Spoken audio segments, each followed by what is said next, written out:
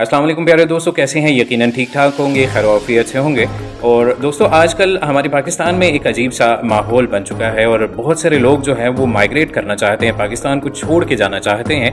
कहीं कोई यूरोप जाना चाहता है, बरतानिया जाना चाहता है, या फिर कई किसी ऐसे अरब ममालिक में जाना चाहता है जो पाकिस्तान को छोड़ना चाहते हैं। मैं उनसे गुजारिश करना चाहता हूँ, जनाब ज़रूर जाएं अगर आप जाना चाहते हैं। बहुत ज़रूरी समझते हैं कि आप पाकिस्तान को छोड़ना चाहते हैं, इस मुल्क से कहीं और जाना चाहते हैं, आप ज़रूर जाएं। लेकिन एक लीगल तरीका होता है, लीगल तरीका, लीगल प्रोसेस, उसको कंप्लीट करें, फिर आप ज़रूर जाएं जहाँ भी जाना चाहते हैं। किसी ऐसे अरे गरे किसी एजेंट के हाथ ना लग जाएं जो आपके साथ बहुत फ्रॉड कर सकता है, कोई आपके साथ दगाबाजी कर सकता है, झूठ बोल सकता है और आपके साथ पैसों का नुकसान कर सकता है, या फिर आपको कोई गलत रास्ता बता सकता है कि जिस रास्ते पर चलना आपके लिए बहुत मुश्किल हो जाएगा, दुश्वार हो जाएगा, आपकी फैमिली के लिए प्रॉब्लम्स क्रिएट कर सकता है, आपके लिए मुश्किलात का सामना हो सकता है जिस गलत रास्ते पर चलने से आपको।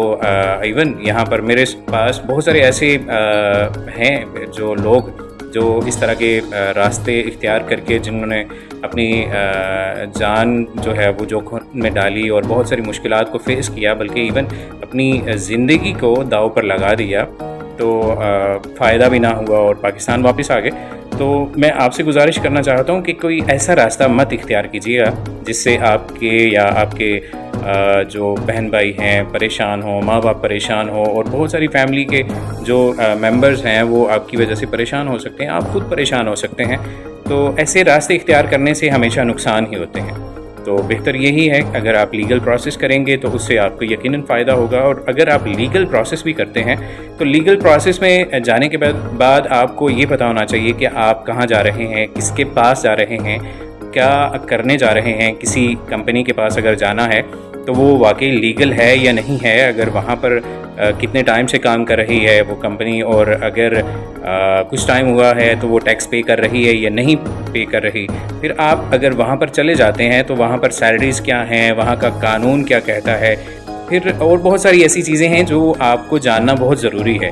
कहीं आपके साथ कोई फ्रॉड तो नहीं कर रहा। अगर आपको वीज़ा आ गया है, आपके लिए वीज़ा आ चुका है, तो वो वीज़ा वाकई सही है या नहीं है। वहाँ पर आपको ये ना हो कि अगर बताया कुछ और वहाँ का वीज़ा कुछ हो, और वहाँ पर आपको जो सैलरी बताई गई हो वो आपको वो सैलरी ना मिल रही हो, तो आपके लिए यकीनन वो बहुत मुश्किलात का सामना करना पड़ेगा। वहाँ पर एक आपको कोड इशू होगा, जो कोड आपको इशू होगा उस कोड के अलावा आप कोई और काम भी नहीं कर सकते। तो फिर आप वहाँ पर जाके क्या करेंगे? ऐसे माहौल में यकीनन आपके लिए बहुत सारी मुश्किलात होंगी और बहुत सारे मसाइल पैदा होंगे आपके लिए, आपकी ज़िंदगी डिस्टर्ब हो जाएगी। इतनी ज़्यादा अमाउंट जो है वो आप पे करके जाएंगे किसी के पास, तो आगे से इतना गलत आपके लिए रिस्पॉन्स हो। तो क्या समझते हैं कि इतने पैसे अगर आप पाकिस्तान में इन्वेस्ट करते हैं, पाकिस्तान में अगर आप इतने पैसे लगाते हैं किसी कारोबार के लिए, तो मेरा नहीं ख्याल कि आपको कोई नुकसान होगा, बल्कि आप जितनी अमाउंट वहाँ पर कमा सकते हैं इतनी ही अमाउंट आप पाकिस्तान में भी कमा सकते हैं। हाँ, कुछ टाइम के लिए पाकिस्तान में अगर मुश्किलात हैं तो ये लॉन्ग टाइम के लिए नहीं हो सकती, ना पहले थी ना अभी होंगी। आइंदा इंशाल्लाह बेहतर होगा जो भी मामलात होंगे।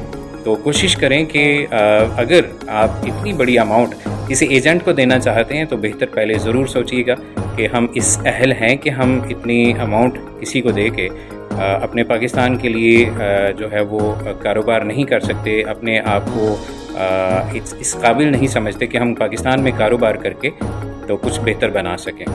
तो अल्लाह आपका और मेरा हामी और नासिर हो। इंशाल्लाह बहुत जल्द आपके लिए कुछ प्रूफ के तौर पर बहुत सारे लोग आपके सामने मैं लेकर आऊँगा जो इस तरह के मुश्किलात फेस कर रहे हैं।